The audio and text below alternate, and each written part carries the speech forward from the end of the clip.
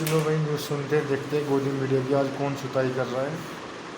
चलो मिलते हैं वीडियो में, करते हैं बाद में बात। जो प्रधानमंत्री ने कहा था कि 2022 तक मैं किसानों की आय डबल कर नहीं दूंगा, हो पाया ना, नहीं हो पाया। पर प्रॉब्लम क्या है ना कि हम लोकतंत्र में नहीं है, हम भीड़ तंत्र में। अगर हम आज प्रधानमंत्री से ये सवाल कर देते हैं कि आपने बड़ा उम्मीद से बोला था कि हमारे यहाँ 100 स्मार्ट सिटी होंगी, मेरा मुजफ्फरपुर, पटना, भागलपुर स्मार्ट सिटी होने वाला, नहीं हो पाया, गंगा साफ नहीं हो पाई, महंगाई कंट्रोल नहीं हो पाया। अब हमको ये नहीं समझ में आता है, तो शायद हमें लगता है कि हमसे गलती हो गई।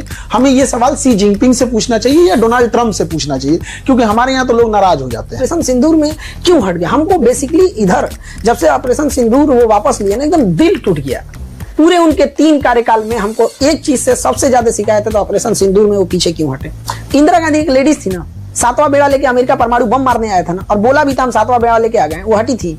जबकि परमाणु बम लेके आ गया था, अमेरिका लेके आया था, आज तो कोई ऐसा नहीं लेके आया। पाकिस्तान के पास तो आज चालू करो बे। तो किसानों के जो कानून प्रधानमंत्री लाए थे, आपने उस समय भी बहुत कहा था, क्या वो फायदेमंद थे? नहीं, वो तो ठीक नहीं था, वो इसीलिए वो खुद ही वापस ले लिए वहां पे। सही मतलब नहीं। आप क्या ये भी इशारा कर रहे हैं कि जो प्रधानमंत्री ने कहा था कि 2022 तक मैं किसानों की आय डबल कर नहीं दूंगा, हो पाया ना, नहीं हो पाया। पर प्रॉब्लम क्या है ना कि हम लोकतंत्र में नहीं है, हम भीड़ तंत्र में। अगर हम आज प्रधानमंत्री से ये सवाल कर देते हैं कि आपने बड़ा उम्मीद से बोला था कि हमारे यहाँ 100 स्मार्ट सिटी होंगी, मेरा मुजफ्फरपुर, पटना, भागलपुर स्मार्ट सिटी होने वाला, नहीं हो पाया, गंगा साफ नहीं हो पाई, महंगाई कंट्रोल नहीं हो पाया, किसानों की इनकम डबल नहीं हो पाई, तो लोग ये नहीं पूछते कि आप जो पूछ रहे हैं वो गलत है। आप ये कहते क्यों पूछ रहे हो? इस सज्जन को क्या तकलीफ है भाई?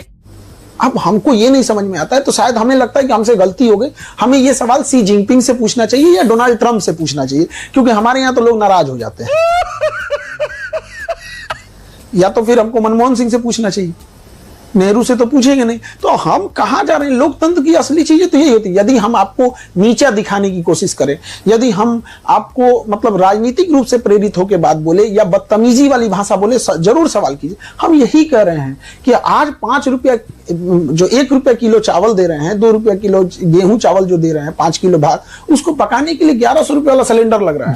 जो लोग बीजेपी के समर्थक हैं, वो खासतौर से उन लोगों से आपत्ति जताते हैं जो सिर्फ और सिर्फ आलोचना करते हैं प्रधानमंत्री की या बीजेपी सरकार की।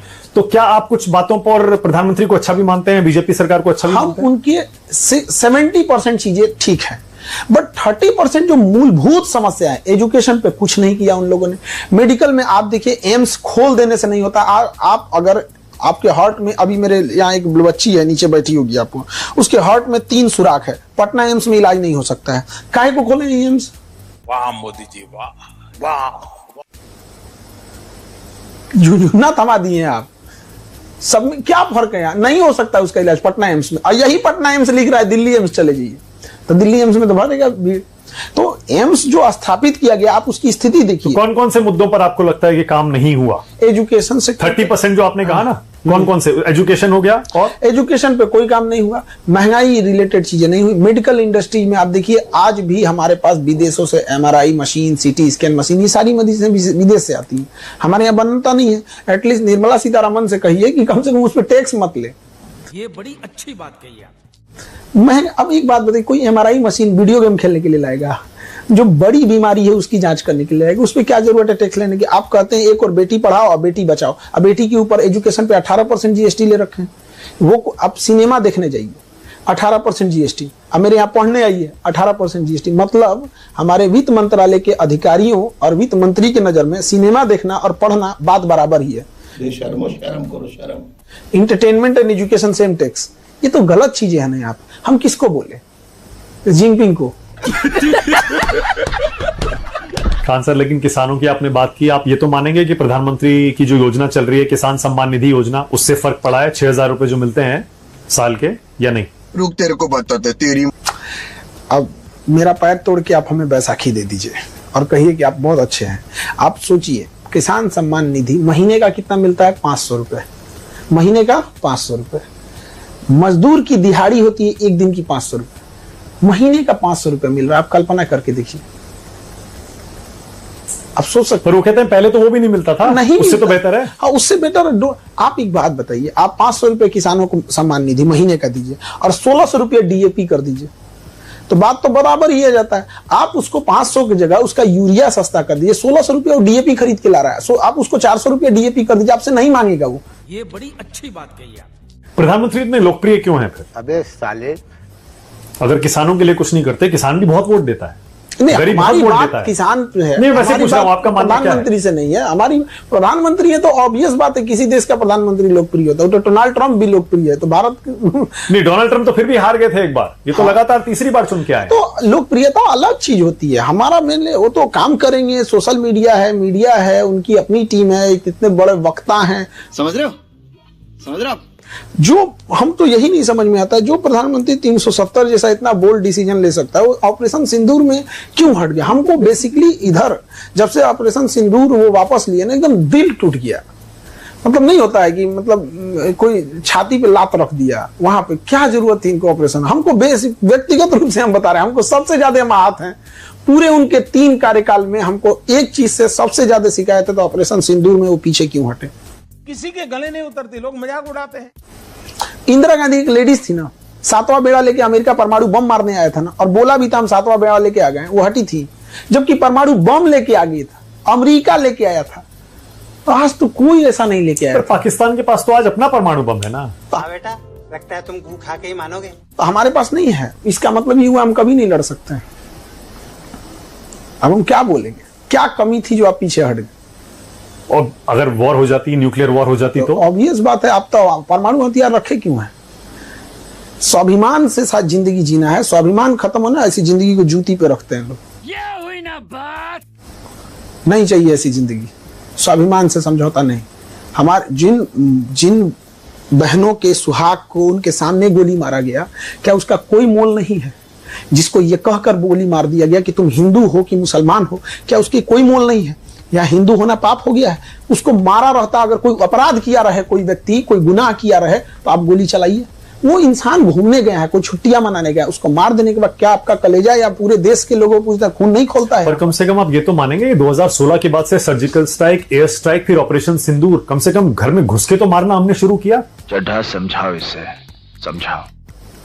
सर, इसको घर में घुस के मारना कारगिल को बोलते हैं, घर में घुस के मारना। वो उन्होंने मारा था कारगिल में हम लोग घुस के मारे थे, पूरा आ गए थे हमने, A to Z को बाहर घुस के नहीं मारा था, उन्होंने घुस के मारा था। 1971 में हम लोग मारे थे। हाँ। 1971 उसको बोलते हैं घर में घुस के मारना। 1971 में नक्शा बदलना चाहिए, धरातल पे चेंजिंग आनी चाहिए, बहुत चेंजिंग आनी चाहिए। ऐसे तो 4 मिसाइल मार देंगे हम, हो जाएगा, ऐसे थोड़ी होता आपको लगता है पाकिस्तान का इलाज यही है? नहीं, पाकिस्तान का ना इलाज इजराइल स्टाइल में करना चाहिए, उससे नीचे कुछ नहीं। सही पकड़े हैं। अब कह रहे हैं कि full scale war, full scale war चाहिए वहां पे। और क्या, आर्मी हेडक्वार्टर उड़ाइए, क्या आतंकवादियों का हेडक्वार्टर उड़ा रहे हैं? दोनों में क्या डिफरेंस है? वहां की आर्मी आतंकवादी है, फील्ड मार्शल ले लिया उसने उपाधि। तो हमको बेसिकली प्रधानमंत्री से हमको कोई, कभी भी आप देखिए होगा, हमको उतना शिकायत नहीं रहता था। लेकिन जब से इन्होंने ऑपरेशन सिंदूर में वापस लिया ना, मतलब अजीब सा, मतलब सोच नहीं सकते हैं। आपको लगता है चुनाव में नुकसान भी हो सकता है? अब जो जानता है इस सब चीजों के, ऑब्वियस बात है नुकसान होगा उनको। लवणे न भोजम, नहीं लेना चाहिए वापस उनको। अभी भी कहते हैं कि मार दीजिए, फिर उठ के। यानी राहुल गांधी सही सवाल पूछते हैं ना, अब वो उनका मैटर है, उनसे वो जो कहते हैं कि एयरक्राफ्ट कितने गिरे बताइए, इनकी वजह से गिरे। उनका अधिकार है, वो सांसद है, वो सांसद में सवाल पूछ सकते हैं, इसमें गवर्नमेंट को जवाब देना पड़ेगा, बट वहां हम लोग का अधिकार नहीं बनता है। अच्छा, आप भी जानना चाहते हैं कि कितने एयरक्राफ्ट हमारे गिरे? क्या ये सवाल सही है? ये पूछना चाहिए क्या? बिल्कुल पूछना चाहिए। एक बात बता दें, अगर हमारे एयरक्राफ्ट गिरे ही है तो हमें आगे जाके सब उसमें सुधार की जरूरत है। अगर हमारे सपोज कीजिए राफेल अगर गिर रहे हैं, तो हम राफेल से एडवांस लेके आएंगे ना, हम उसका Su-57 लेके आएंगे। अगर ऐसा है तो छुप, लोकतंत्र की पहली परिभाषा होती है, आप इसमें डेमोक्रेसी है, आपके घर का सामान तो है नहीं, वो तो देश की संपत्ति है, बताना पड़ेगा वहां पे। लेकिन हाँ, फिर इसमें क्या होता है ना कि पाकिस्तान के सामने अगर ये होगा तो पूरी दुनिया के सामने थोड़ी सी भारत का वो होगा, डाउन होता है, तो थोड़ा हर चीज सोच समझ के आदमी को करना पड़ता है। इसीलिए शायद सरकार भी कह रही है और आर्मी भी यही कह रही है, एयरफोर्स भी, कि अभी नहीं बताएंगे, बाद में कभी ना कभी तो बताएंगे। अभी इस समय ऑपरेशन सिंदूर टेक्निकली चल रहा है, ऐसे में अगर बता दिया तो पाकिस्तान उस बयान को लेकर उड़ेगा, दुनिया में बताएगा, देखियो हमने इनके इतने गिरा दिए, इतने गिरा दिए। इस समय ये समय सही नहीं है। नहीं, समय उचित नहीं है। ये तो आप मानते हैं ना, ये समय उचित नहीं। समय उचित कभी नहीं आता है, समय बताना पड़ता है। एक बात करें, मान के चलिए हमारा 5 गिरा, अब 10 गिरा के फिर बोलो कि हमने उनका 10 गिरा है, मेरा 5 गिरा है, क्या मतलब बनता है? आप 10 गिरा दीजिए उसका। पर लेकिन आपने अभी बहुत इंपॉर्टेंट बात कह दी, आपने कहा कि सीधा मिलिट्री के उनको इंस्टॉलेशंस को उड़ाना चाहिए। पहला हमारा आर्मी हेडक्वार्टर। मजा आया।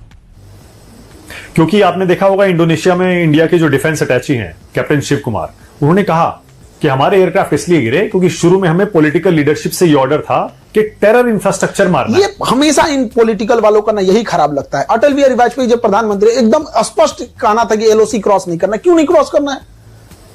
क्या मतलब बनता है यहाँ पे? वो हमारे देश में घुस गया, इनको मार के बस भगा देना, क्रॉस नहीं करना है। हमारा एयरफोर्स का जहाज जब वो लाइन ऑफ कंट्रोल पार कर दिया था तो मिसाइल लॉक कर दिया गया था। मिसाइल लॉक जो हुआ था ना नवाज शरीफ के ऊपर हुआ था, मार दिया रहता क्या होता? नवाज शरीफ और परवेज मुशर्रफ वहीं खड़े थे, वो भाषण दे रहे थे। तो इन एयरफोर्स के पायलट ने जब मिसाइल लॉक किया तो कहा कि हमने मिसाइल लॉक कर दिया, या आर्मी के कुछ लोग दिख रहे हैं, पर्सनल दिख रहे हैं। तो हेडक्वार्टर से उसको गया कि आप एलओसी के उस पार हो या इस पार हो, तो कहा कि नहीं हम तो एलओसी के उस पार हैं 3 किलोमीटर। तो कहा कि हमला नहीं करना है। क्यों नहीं करना? मार दिया रहता, उड़ गया रहता परवेज मुशर्रफ।